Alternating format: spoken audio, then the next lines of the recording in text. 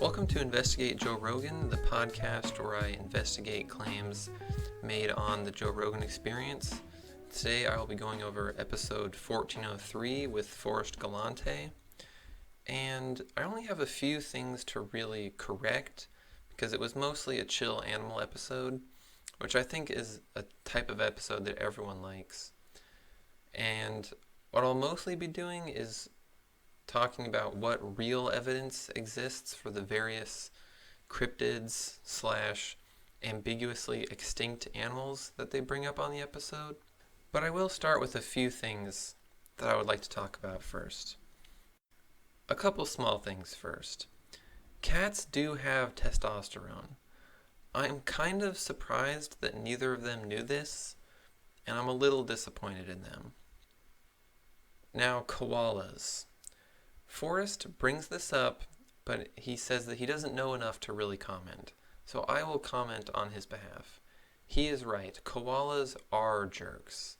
They are not sentient teddy bears. I read this news story about these guys who broke into a zoo in Australia trying to steal one for drug money, and they got shredded so bad by this vicious little koala that they stole a crocodile instead because that was easier. And then sea otters, they bring up as well. And I would just like to expand a little bit. Sea otters are maybe even worse than koalas because they're seal rapists, they're seal murderers, and they're seal necrophiles. So they're even worse than koalas. And then they mentioned the polar bear that got T-34 spray painted on it. And they're right. The origin of this is unknown. However, I thought that I would mention the best theory that is out there on the internet right now, which is that it's a reference to the Russian World War II era tank, the T-34, and that it's some sort of criticism about the government not doing enough about these polar bears basically invading towns up in the Arctic Circle part of Russia, which they talk about on the episode. You know, it's like a tank. Tanks are for invasions. Yeah, it's not 100% clear what the statement is trying to be, or if it's just a troll, but I thought it was worth mentioning. There are not more tigers in Texas than in the rest of the world. It would be cool if they were, very Hotline Miami, but this is just sort of like a meme, like how people say that you eat 8 spiders a year in your sleep. It's just one of those stats that appears in articles but isn't actually real. And then baboons. Baboons do keep dogs as pets, but what they don't mention in the episode is that the only observed case of this happening is in this one dump in Saudi Arabia. So it's not like it's normal baboon behavior. It's just this weird thing that happens in this one place. So they don't mention that, and I thought it was worth pointing out. Now a couple of bigger things before moving on to cryptids. Mad honey. Rogan seems really gung-ho on this mad honey stuff. But here's a little PSA for anyone who watched this episode and became interested in mad honey. So the kind they talk about is made from rhododendrons. But there are other kinds of mad honey made from different plants that have higher amounts of granotoxin in them. And eating these kinds can kill you by causing paralysis of the diaphragm, which sounds like a really unpleasant way to die. And the rhododendron kind can also kill you this way if you eat too much. So if you eat too much, you'll get too much granotoxin, and then your throat will close up and you'll die. You can also get full body paralysis from this stuff too. So if you watch this episode and you're like, wow, I want to buy some mad honey and trip out while eating I don't know, what do people put honey on? Cheerios? You want to trip out on some Cheerios? Well, I would be very sure that whatever website you bought this stuff from is legit and it's the real, like, Tibet rhododendron kind, because the other kinds are really sketchy. And even if you do get a hold of the real rhododendron kind, don't eat too much. I saw on one site there's like a warning on there that tells you to only eat like a gram at a time. So don't just eyeball it with like a tablespoon, okay? Be careful out there, guys. They also bring up the story about the 1,000 Japanese soldiers getting eaten by crocodiles on Ramree Island in World War II. This is, obviously it's pretty cool, but it's also probably not real. The only source for this whole story is one British soldier named Bruce Stanley Wright. There is no Japanese reports. There's no corroboration from Burmese civilians in the area. There's no contemporary British military report. There's no real evidence from other British soldiers. It's basically just this one guy said it happened. And I feel like if 1,000 people got eaten by crocodiles, there would be way more evidence than just one guy says that he heard it at night. There are historians that think this is real, but there are others that do not. And personally, I don't buy it. I think it's just a tall tale war story that would need a lot more evidence to seem legit. Now, the cryptids.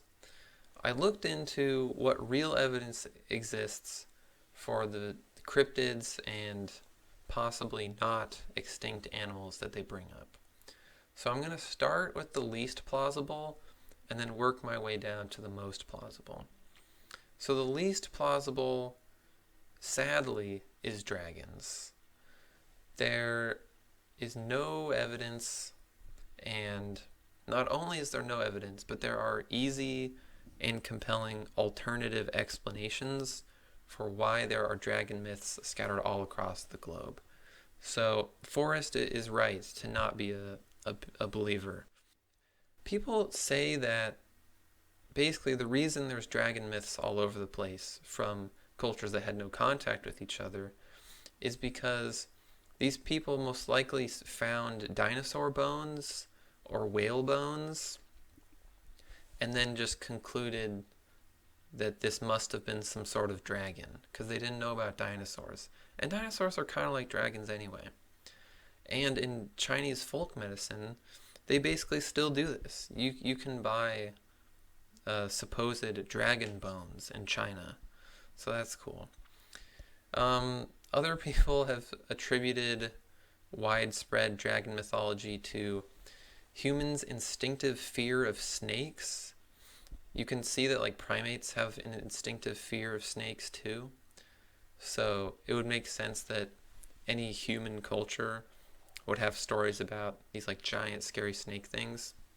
Also, depending on where the people lived, the origin of dragon myths could be alligators or Komodo dragons, which are basically small dragons. But sadly, there's no evidence that the dragons were once real at some point.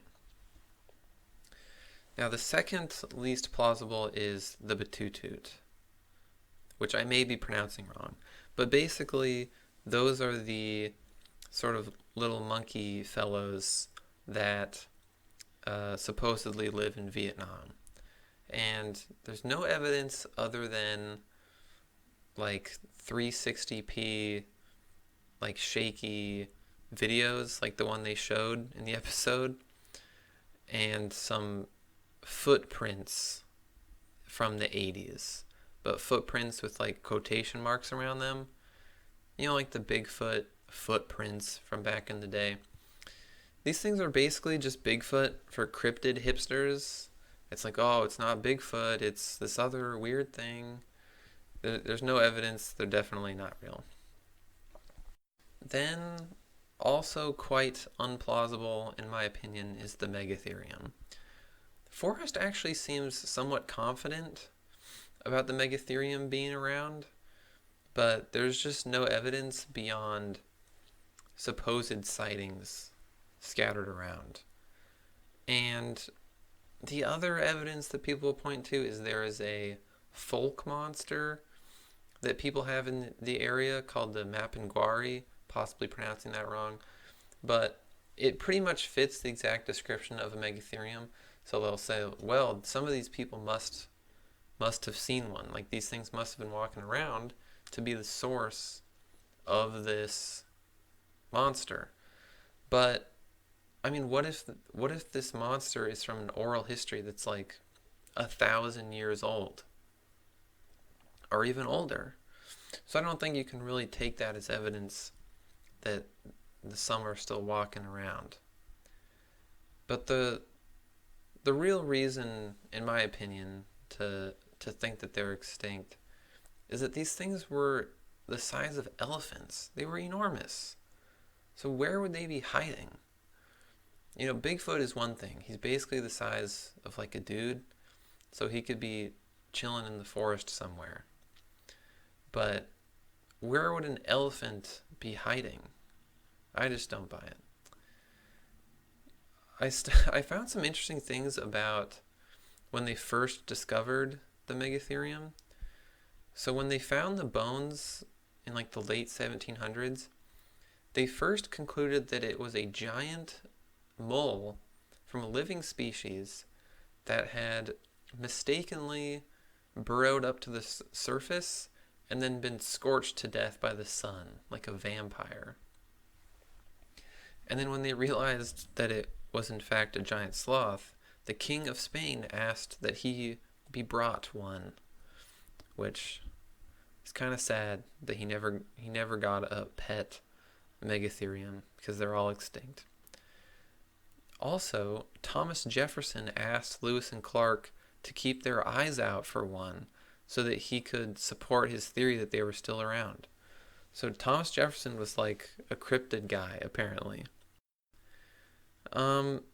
Also, I want to mention that if you go to cryptidarchives.fandom.com, there was once a page called Ground Sloth Domestication, which no longer exists. And I found that to be interesting. Now, sort of in the middle of plausibility is the Kraken. And there is supposedly some evidence of a giant cephalopod that existed at some point but isn't around anymore. So there's this fossil of a beak that supporters will point to and say this thing was from a Kraken type thing. But other scientists say that the beak doesn't prove that the cephalopod it was a part of was huge. And there's also these fossilized vertebrae. I think that this is what Forrest was referring to. He said there was like fossilized cups or something. I couldn't find what he was talking about, and I think this was it. So there are these vertebrae from another animal that supporters will say are arranged in a certain pattern that would only be arranged by that like a cephalopod. Because living cephalopods will sometimes do that with the bones of their prey. They like to arrange them on the seafloor for whatever reason. But then critics will say, well, it was just the current that arranged them like that, or they just sort of fell over weird. So it's not a smoking gun or anything, but at least it's something. There is something to be said for the Kraken. And I mean, giant squids exist right now. So it's not really too crazy to think that there was once a giant octopus or something that was basically akin to the Kraken. I don't think it's too crazy to think. So I would say the second most plausible is the Thylacine. And Forrest mentions a story that he said he doesn't believe himself about the thylacine that were on like a ship headed for America and it crashed. So people say, oh, there could be some in America. But I couldn't find anything about that. So I think Forrest is right not to believe it. I think that's totally made up. And there might not be any hard evidence for the thylacine. There's no images or anything. But there are recent sightings, like more recent than the other stuff on this list. And it's just a little dog-sized animal. So for me, that bumps it way up in plausibility from the giant ground sloth. A dog-sized thing still being out there somewhere is way more plausible to me than an elephant-sized thing still being out there somewhere. So even though there's no hard evidence, it just seems more plausible to me than the other stuff. And then the most plausible, really by far, is the Mexican grizzly bear. There's a paper you can find online called "Do Grizzly Bears Still Live in Mexico?" that was published in 1980. And it's a report by these scientists of their expedition to northern Mexico looking for the Mexican grizzly bear. And they found tracks, they found claw marks, and they even found a bear that they think might have been a Mexican grizzly bear, but they were too far away and they just couldn't quite confirm it. And the paper goes on to point out that bear populations can remain viable even if they have very low numbers, and that everything they saw about the habitat points to it still being able to support a population of grizzly bears if there was one. They also talk about how grizzly bears are like smart and they're like really shy. So it would make sense that people hadn't seen one in a long time. And the paper is very optimistic and says that they very much may still exist. And this paper did come out 40 years ago. However, bears live for a long time. Bears live for like 20 to 30 years. So if what they saw was really a Mexican grizzly bear, or if there just were some at that time, those bears' kids could totally still be around. So this is definitely the most plausible one. In general, I felt like this was a pretty factual episode. You know, I think everyone likes the animal episodes. If I have one complaint, though, it's that they didn't pull up a lot of the videos they talked about. They didn't put them on the screen. Or they only put them on the screen for like 5 seconds. Which I guess is just because like YouTube rules, but still. I would have liked to have seen some of the videos. If you have any evidence about these animals, please email me at investigatejoerogan@gmail.com. If you are any of these animals, please email me. If you are a batutut or a dragon, please email me at investigatejoerogan@gmail.com. You can email me for other reasons, but I would prefer it if you sent me evidence, or if you were a dragon.